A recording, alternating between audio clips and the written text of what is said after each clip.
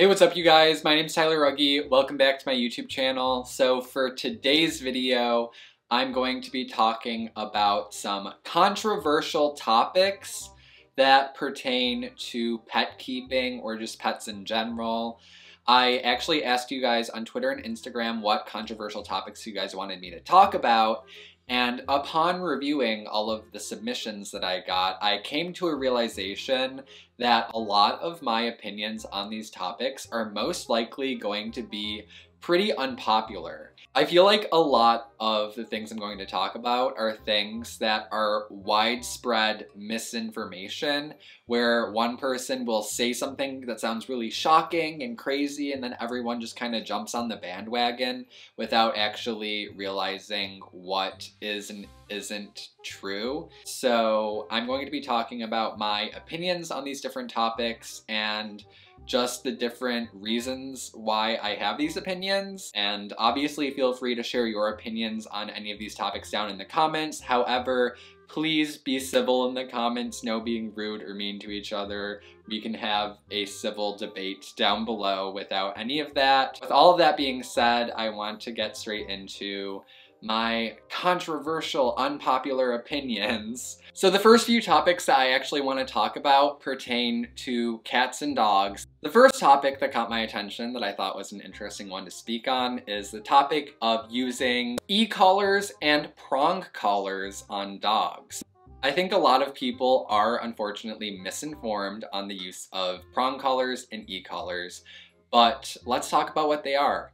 E-collars are electronic collars, also known as shock collars, and a lot of people find shock collars to be very cruel. People think it hurts your dog and that it's, just a really bad thing, and I disagree with that. I think that e-collars are okay as long as they're used properly.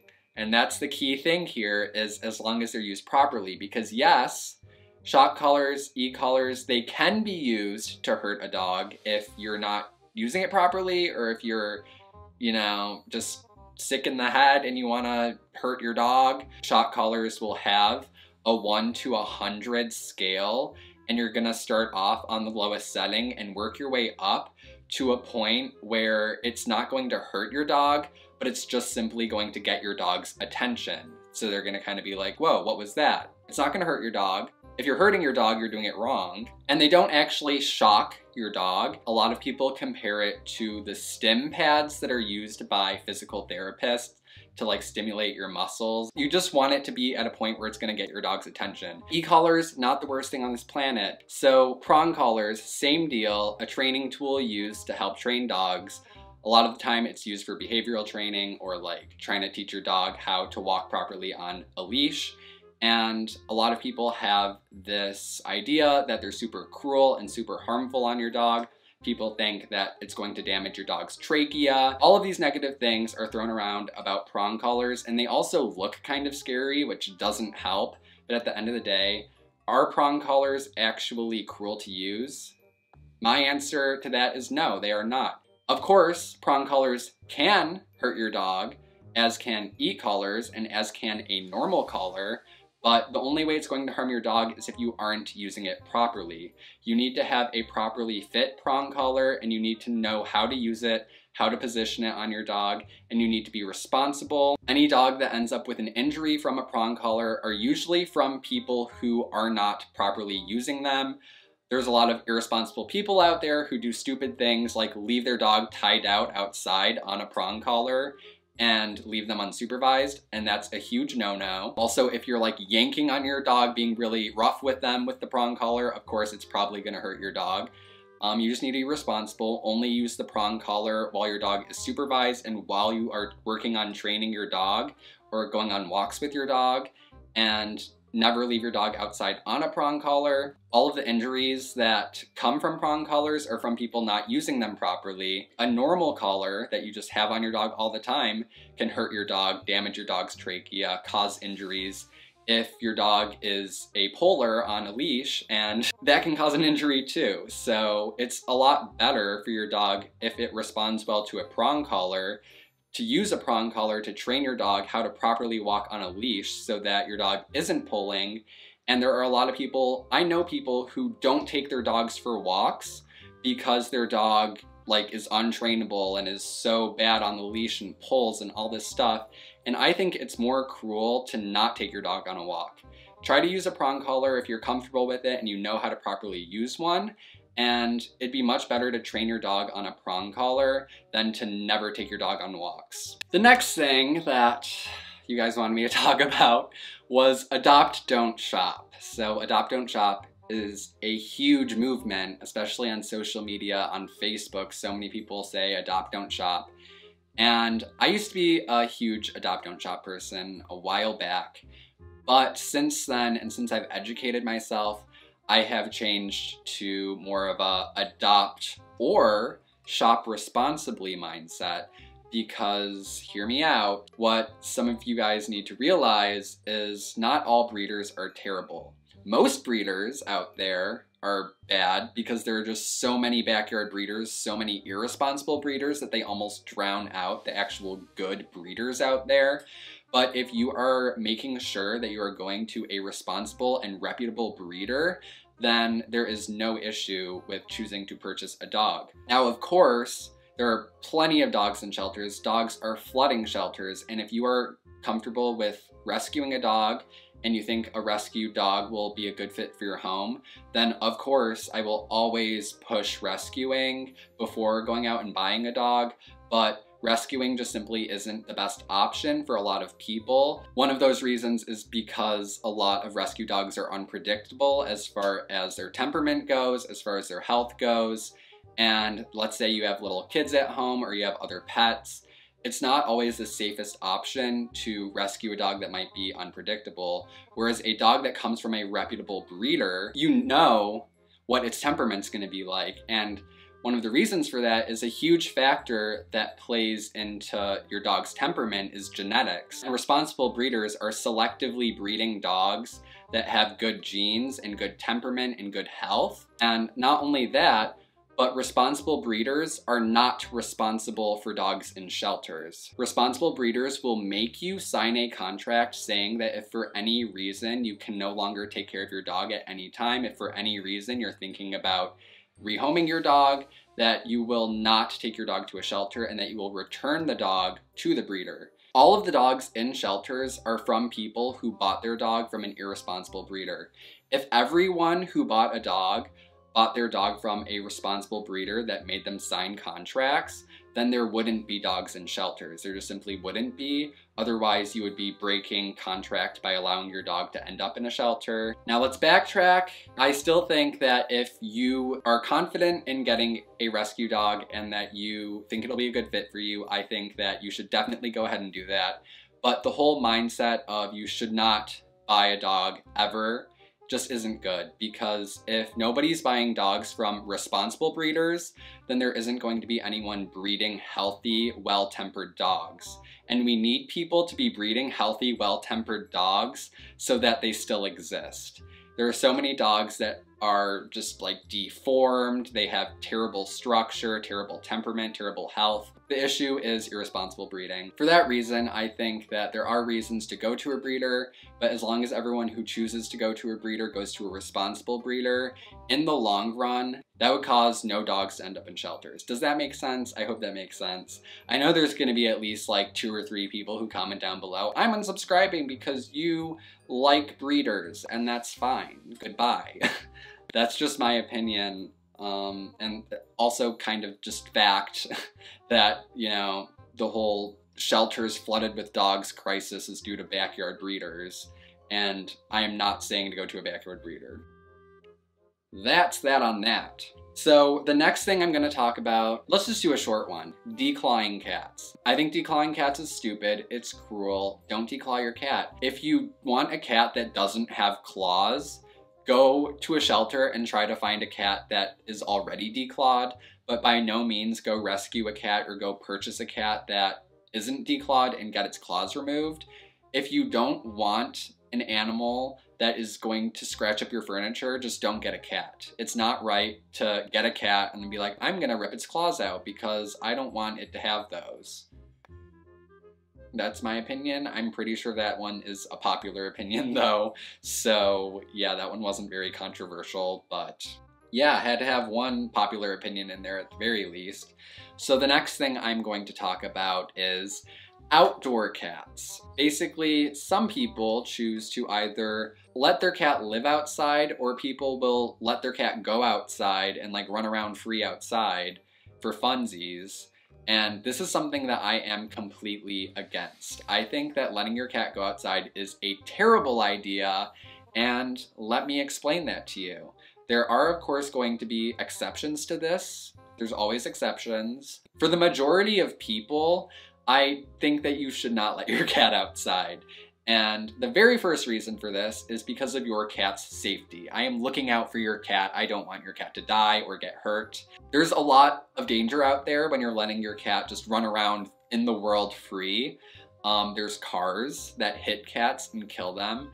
I see dead cats on the side of the road all the time. Like probably at least like once a week I'm seeing a new cat dead on the side of the road somewhere, and a lot of people around me let their cats roam around free, and they're just so stupid because I see dead cats everywhere. So like, if there's any reason to not let your cat outside, it's because of safety reasons. Not only can your cat get hit by a car, but your cat can be killed by a predator. Where I live, there's coyotes, which will not spare your cat's life, trust me, or your dog's life, but cats especially, because they're just let free to roam around everywhere. Now, the exception to this is if you live in the middle of nowhere and, you know, you have like a farm or something and you just live surrounded by fields. Of course, the risk of your cat getting hit by a car probably isn't going to be as likely. Now, whether or not you have predators around you that could still prey upon your cat is going to be questionable, and that might depend on where you live,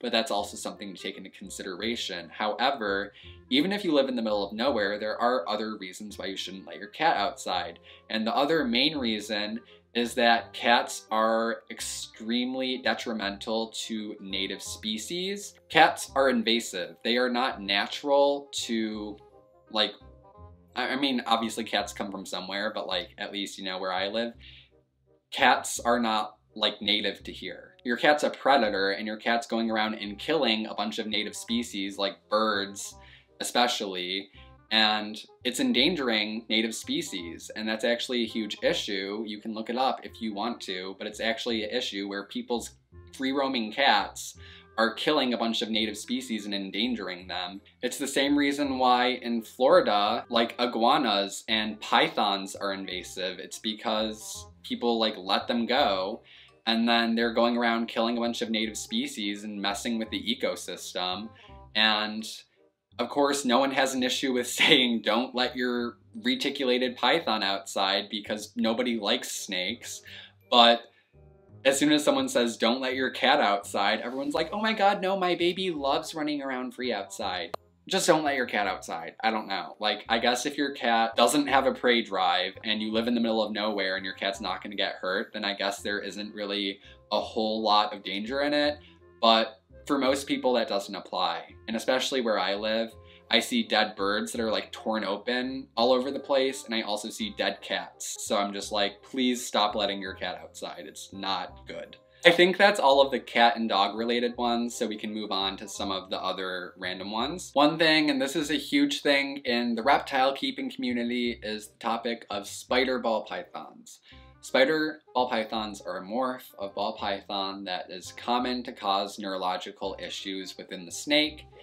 So I feel like this is such a shift in conversation. I was just talking about cats and dogs, and now I'm like thrown off. I've spoken about my opinion on spider ball pythons before, but for me personally, it's just not a morph that I have any interest in purchasing. It's not something that I personally would ever want to support, and that's because they are often born with neurological issues. They often have wobble, and same goes for like jaguar carpet python, which I actually have one that was rehomed to me, and it has pretty bad neurological issues. I just don't think it's right. A lot of people debate whether or not it actually affects the snake's quality of life.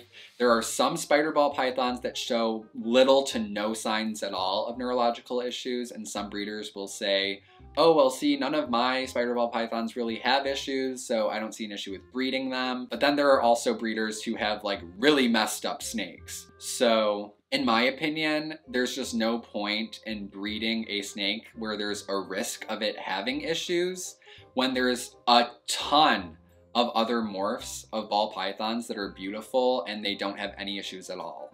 I'm just like, what is the point of breeding ones that have issues when there are all these other options out there that have no issues at all? So the next one is bin setups and rack systems for snakes. So I personally don't see any issue with bin setups or rack systems.